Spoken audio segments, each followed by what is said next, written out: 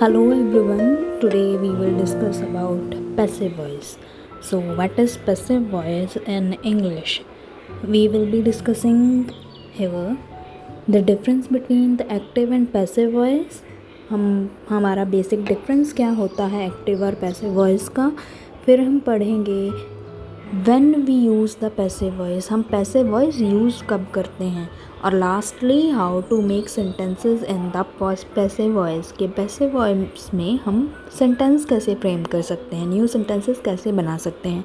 सो सबसे पहले हम पढ़ते हैं कि वॉइस होता क्या है. वॉइस की डेफिनेशन कुछ इस तरह से है: the form of the verb which establishes the significance of the subject over the object or the object over the subject is known as voice. So it means verb की वो form जिससे हमें पता लगे कि हमारा ऑब्जेक्ट मेन चीज़ है या सब्जेक्ट मेन चीज़ है. सिग्निफिकेंस होता है इम्पोर्टेंस, कि इम्पोर्टेंस किस चीज़ की है हमारे सेंटेंस में, सब्जेक्ट की या ऑब्जेक्ट की. सब्जेक्ट मीन्स द डूअर, जो एक्शन कर रहा है, जो व्यक्ति या चीज़ काम कर रही है, मेन पर्सन, मेन चीज़. ऑब्जेक्ट होता है वो वाला काम जो किया जा रहा है. तो काम इम्पॉर्टेंट है या करने वाला इम्पॉर्टेंट है, उसके बारे में जब हमें पता लगाना हो तो हम वॉइस यूज़ करते हैं, वॉइस देखते हैं. इसे इस तरह से समझते हैं: when we use an active verb we say what the subject does. इसका मतलब ये है कि एक्टिव वॉइस में, एक्टिव सेंटेंस में हमें पता होता है व्हाट द सब्जेक्ट डज, के सब्जेक्ट ने क्या काम किया, मेन पर्सन ने क्या काम किया. For example, she cleaned the room yesterday, उसने कल रूम साफ किया. Passive voice: when we use a passive verb we say what happens to the subject, मतलब सब्जेक्ट के साथ क्या हुआ. काम इम्पॉर्टेंट है और काम किसके ऊपर हुआ है, मतलब काम इम्पॉर्टेंट है.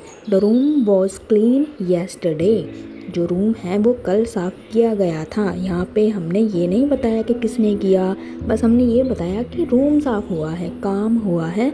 सो ऑब्जेक्ट यहाँ पर इम्पॉर्टेंट है पैसिव वॉइस में. एक्टिव वॉइस में सब्जेक्ट इम्पॉर्टेंट है, काम करने वाला, और पैसिव में काम इम्पॉर्टेंट है. अब एक्टिव वॉइस को पैसिव में कैसे कन्वर्ट करना है, ये एग्जांपल देखते हैं. They invited 100 people to the wedding, ये एक्टिव वॉइस है.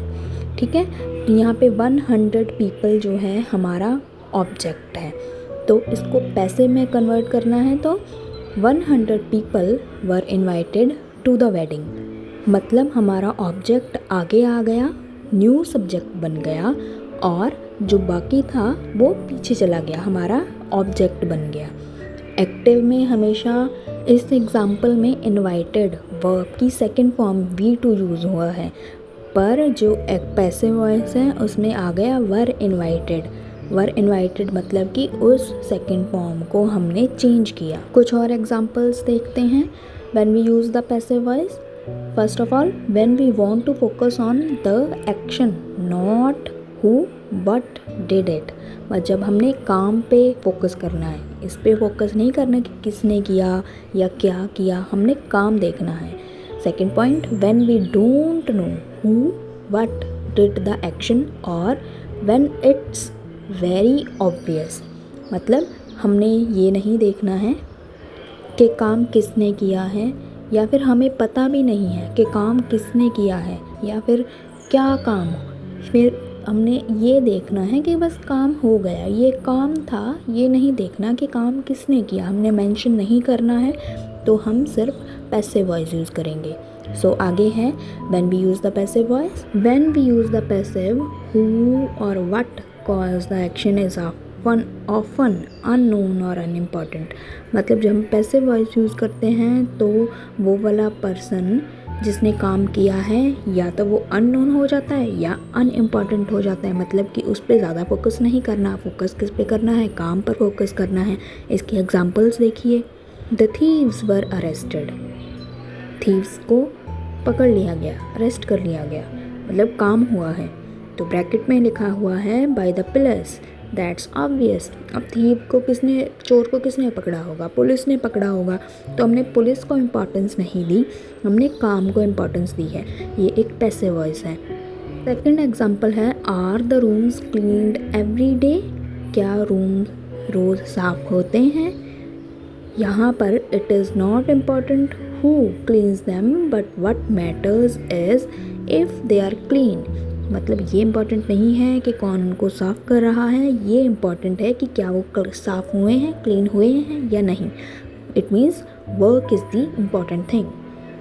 वन मोर इम्पॉर्टेंट थिंग, अगर हमने ये मेंशन करना है कि काम किसने किया है, ठीक है, if we want to mention the agent मतलब डूअर, कि काम किसने किया है, we just add by at the end of sentence. Means sentence के एंड में या ऑब्जेक्ट जहाँ पे नया ऑब्जेक्ट बनेगा वहाँ पर हम सिर्फ बाय बाय वर्ड ऐड कर देंगे ताकि हमें पता लगे कि काम किसके द्वारा हुआ है। This house was built by my grandfather, ये घर मेरे ग्रैंडफादर द्वारा बनवाया गया। मतलब अगर मेंशन करना है काम किसने किया है तो बाय लगा दो, अगर मेंशन नहीं करना तो सिंपली काम के बारे में बता दो। इसके बाद क्या है, how we make sentences in passive voice.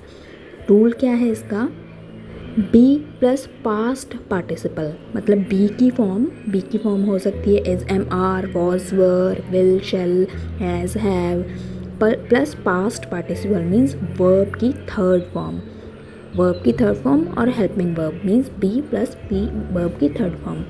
इसके बाद 5 स्टेप्स हैं बहुत इंपॉर्टेंट। वो मेन रूल था, ये स्टेप्स वाइज है। स्टेप वाइज अगर आपने 5 स्टेप फॉलो किए हैं तो आपका एक पैसिव सेंटेंस बन के तैयार हो जाएगा। So first step is interchange the place of subject and object. मतलब सब्जेक्ट और ऑब्जेक्ट जो आपका एक्टिव सेंटेंस में है उसको इंटरचेंज कर दो। सब्जेक्ट को ऑब्जेक्ट बना दो और ऑब्जेक्ट को सब्जेक्ट बना दो। Second step, helping verb, change the tense of the verb be corresponding to the new subject.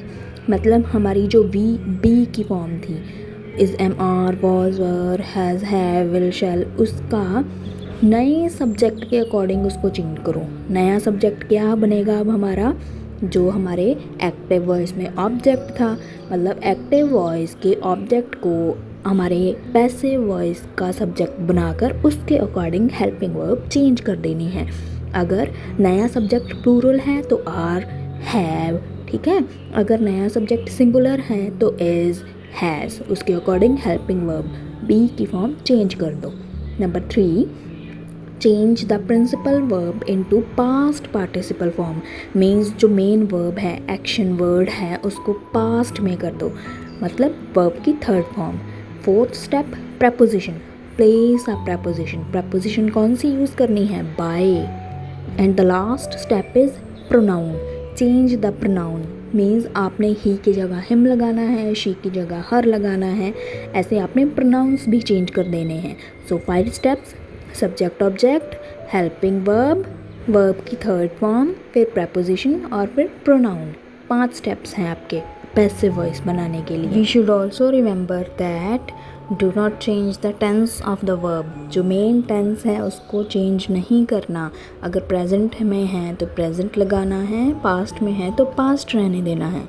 Second, the verb should always agree with the subject. Means जो हेल्पिंग वर्ब हमारा be verb है वो subject, नए subject के according, उसके according काम करेगा। अगर नया सब्जेक्ट प्लूरल है तो प्लूरल, अगर नया सब्जेक्ट सिंगुलर है तो singular helping verb. Third is only transitive verbs can be converted into passive voice. Transitive verbs he passive voice में कन्वर्ट की जा सकती हैं, मतलब वो वाली वर्ब जिनका ऑब्जेक्ट होता है। अगर ऑब्जेक्ट नहीं है तो उनको हम चेंज नहीं करेंगे। वैसे ऐसे सेंटेंसेस आते भी नहीं हैं, बहुत कम आते हैं, फिर भी याद रखिएगा ऑब्जेक्ट होगा तो ही चेंज करना है, बिना ऑब्जेक्ट वाले सेंटेंस को पैसिव में चेंज नहीं करना। आफ्टर दैट हमारा सीक्वेंस क्या होगा सेंटेंस का, ऑब्जेक्ट, फिर हेल्पिंग वर्ब, फिर main verb, plus by, plus subject. Means जो हमारा एक्टिव वॉइस में सब्जेक्ट था यहाँ पे पीछे आ जाएगा। यहाँ पर आपकी पूरी अंडरस्टैंडिंग के लिए मैंने प्रेजेंट, पास्ट और फ्यूचर तीनों के ही पास्ट में हमारे पैसे में जो चीज़ चेंज होनी है रूल्स के अकॉर्डिंग, उसको विद एग्जांपल्स दिया है। आप इनके स्क्रीनशॉट लेकर इनको लर्न कर लीजिएगा अच्छी तरीके से। So thank you so much for watching the video. I hope आपको एक्टिव एंड पैसिव वॉइस समझ आए होंगे, रूल्स समझ आए होंगे। Thank you again. अगर आपको वीडियो पसंद आई तो लाइक करें, शेयर करें और सब्सक्राइब करें। ऐसे ही grammatical videos and according to different chapters videos Hindi में देखने के लिए चैनल को सब्सक्राइब ज़रूर करें। Thank you so much.